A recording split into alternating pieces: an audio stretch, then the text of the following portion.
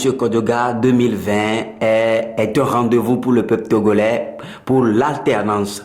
Voilà, la société civile, les politiciens, certains parlent de la révolution populaire, certains parlent de la révolution électorale. Aujourd'hui, le mouvement patriote togolais est dans quel cas?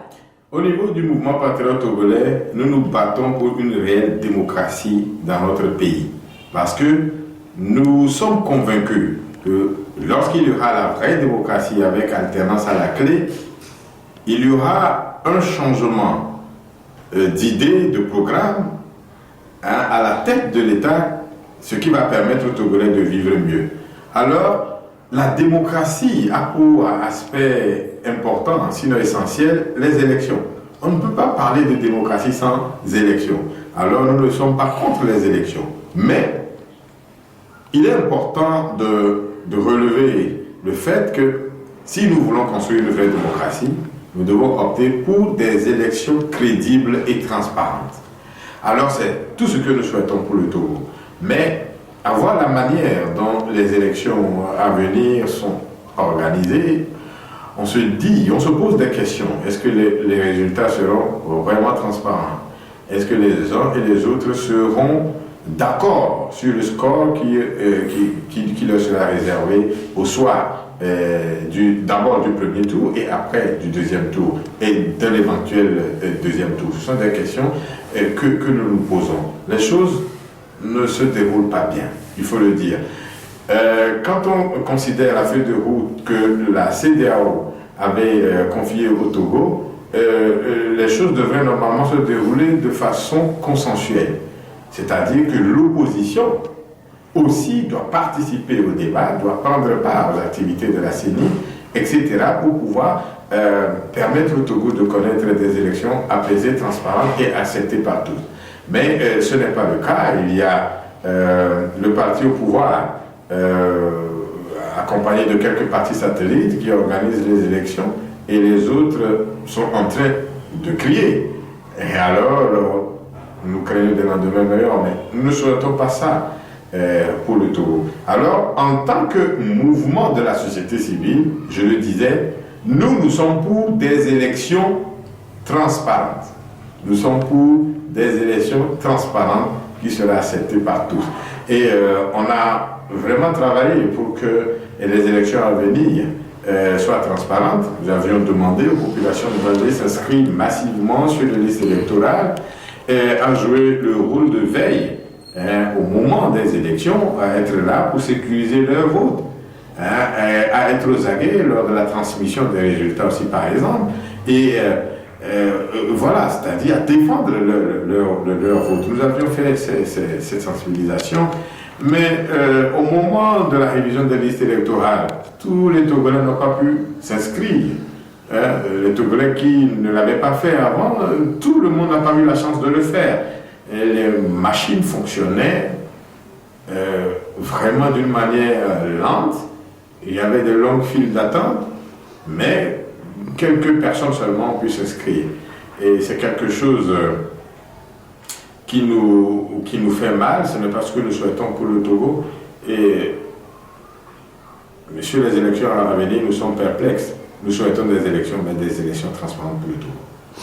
Voilà, aujourd'hui, on peut dire que la diaspora togolaise va voter, mais un nombre minime. Est-ce qu'aujourd'hui, c'est vrai que la feuille de route a donné la chance à la diaspora togolaise de voter, mais est-ce que vous pensez que ces nombres, 350 Togolais de la diaspora qui vont voter vont faire à ce que l'alternance dont les Togolais attendent peut arriver en 2020?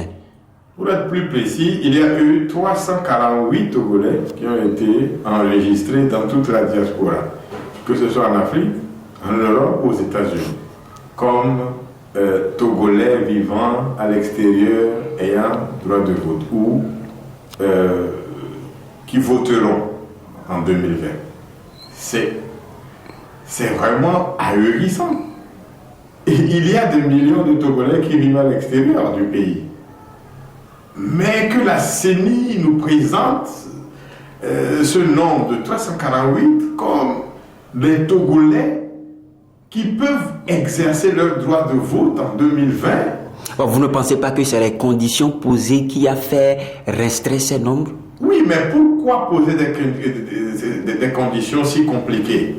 Les Togolais vivant à l'extérieur ont des papiers. S'ils peuvent prouver qu'ils sont des Togolais, on doit quand même leur permettre de voter librement. Mais on a l'impression que tout a été fait pour les empêcher de voter. Tout a été organisé pour les empêcher plutôt de s'inscrire sur les listes électorales d'une manière massive. Ils étaient prêts à le faire, ils voulaient le faire. Et beaucoup de personnes se sont rendues dans les ambassades pour le faire, mais ils n'ont pas eu l'occasion. La CEDEAO avait demandé au Togo, quand même, de permettre aux Togolais vivant à l'extérieur de voter.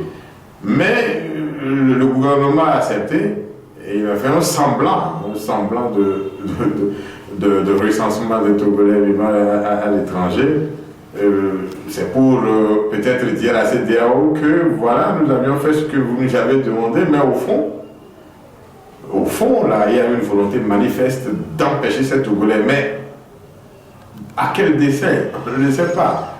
Est-ce qu'ils pensent que les Togolais qui vivent à l'extérieur du pays leur sont hostiles et que peut-être leurs voix n'iront pas à leur endroit, c'est-à-dire en faveur du parti au pouvoir lors des élections à venir?